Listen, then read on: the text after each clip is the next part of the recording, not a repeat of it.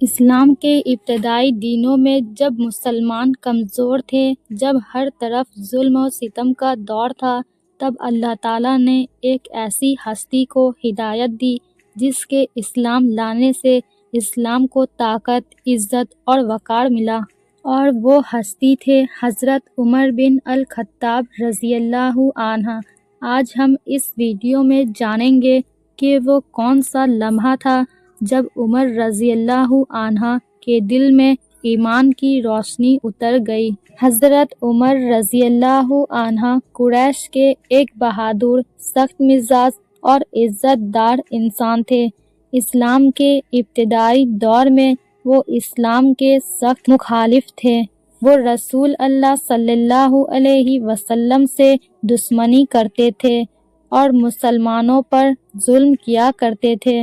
ایک دن انہوں نے ارادہ کیا کہ نعوذ باللہ رسول اللہ صلی اللہ علیہ وسلم کو قتل کر دیں گے تاکہ اسلام کا خاتمہ ہو جائے، لیکن اللہ کی تقدیر کچھ اور ہی تھی۔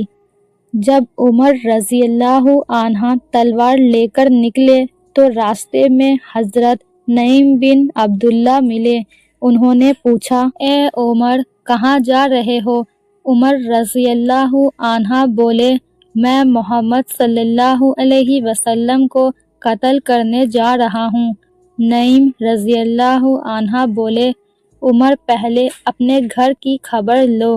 کیا تمہیں معلوم نہیں کہ تمہاری بہن فاطمہ بنت خطاب اور تمہارے بہنوئی سعید بن زید مسلمان ہو چکے ہیں؟ یہ سن کر عمر رضی اللہ عنہ غصے سے آگ بگولا ہو گئے اور سیدھے اپنے بہن کے گھر پہنچ گئے۔ جب وہ گھر پہنچے تو اندر سے قرآن کی تلاوت کی آواز آ رہی تھی۔ ان کی بہن اور بہنوئی سورہ طٰہٰ کی تلاوت کر رہے تھے۔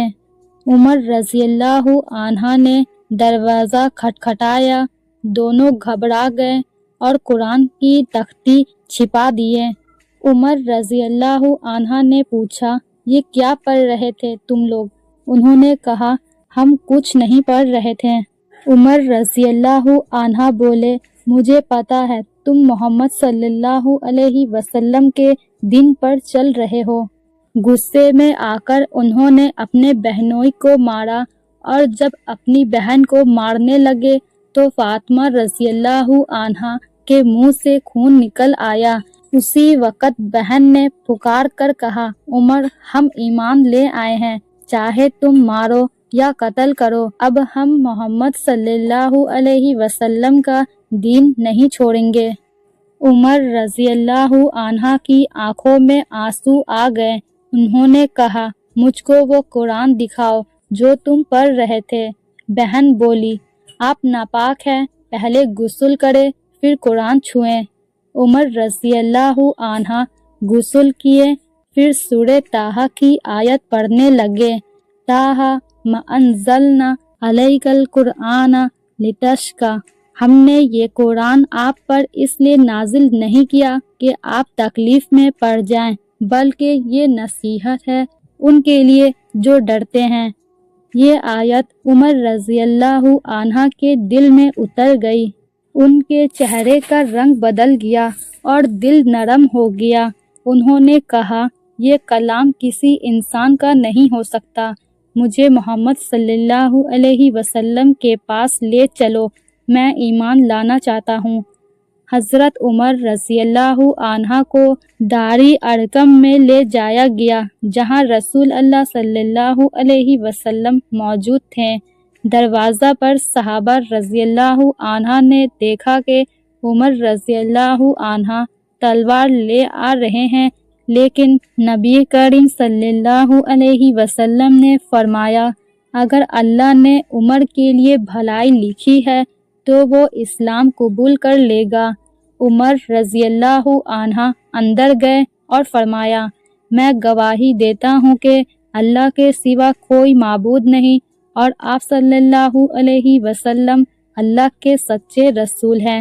تمام صحابہ رضی اللہ عنہ کے چہرے خوشی سے جگمگا اٹھا، اور نبی کریم صلی اللہ علیہ وسلم نے فرمایا، عمر کے اسلام لانے سے اسلام کو عزت ملی۔